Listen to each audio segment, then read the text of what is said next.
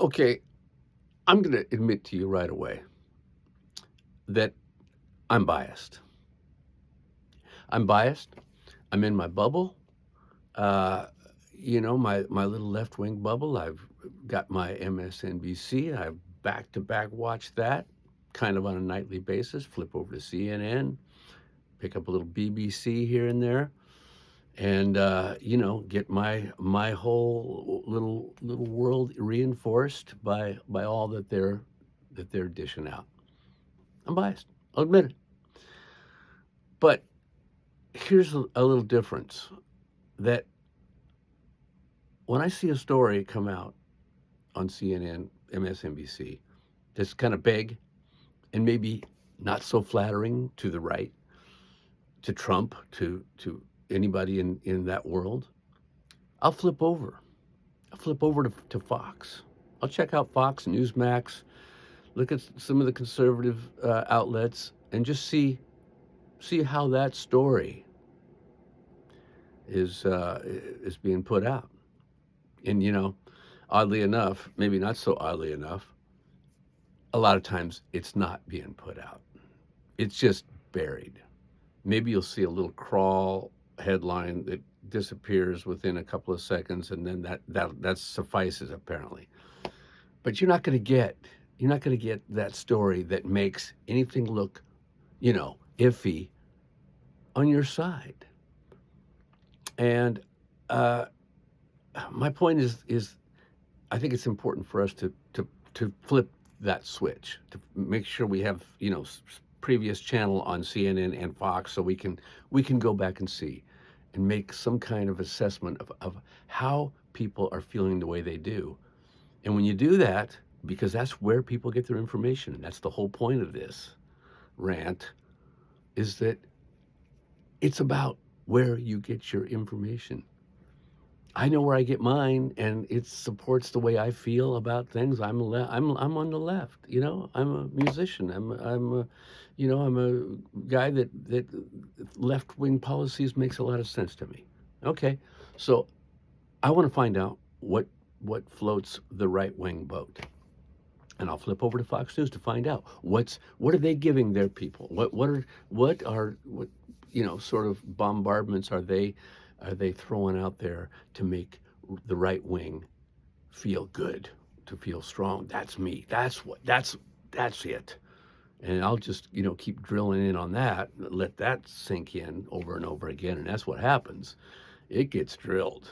I mean, we're all getting drilled by shit. Misinformation sometimes, questionable information, lies. Sure, yeah, let's throw that in there, because there's a lot of fucking lies out there right now. I mean, so much that it's you don't even know how to deal with it anymore. What do they say? The bigger the lie, the easier it is to throw out and have it be believed, because people don't even friggin' believe that somebody would tell that big a lie. I mean, that's kind of like the autocratic playbook. Truth be told, if you look at some of the ways to create autocracy, there's one right at the top of the list.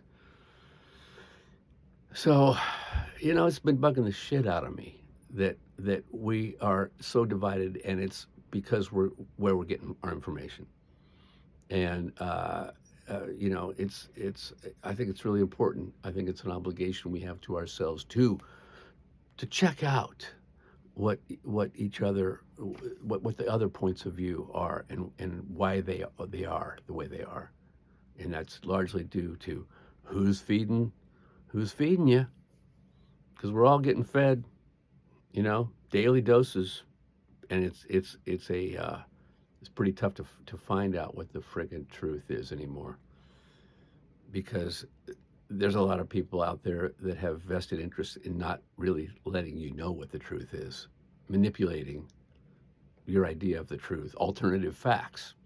It's a bitch to get to the bottom of something. But if we don't try to see something one group is putting out there, flip over and see how are they dealing with that? How are they dealing with that reality of news? And of course, you can say, well, Yeah, why would I flip over to MSNBC and CNBC? Because it's fake news. Well, that's just too goddamn easy. That's just too fucking easy to say that's fake. You know, why would I do that? We can't believe any of the shit you say. Well, if you look a little deeper, dig a little deeper, you might find out that, it's there. There's a lot of that stuff is reality based too, as much so as yours is. So why not? Why not try to get the broadest spectrum of information and news you can in order to come up with a reason to feel one way or the other about maybe even voting. You know, we're here.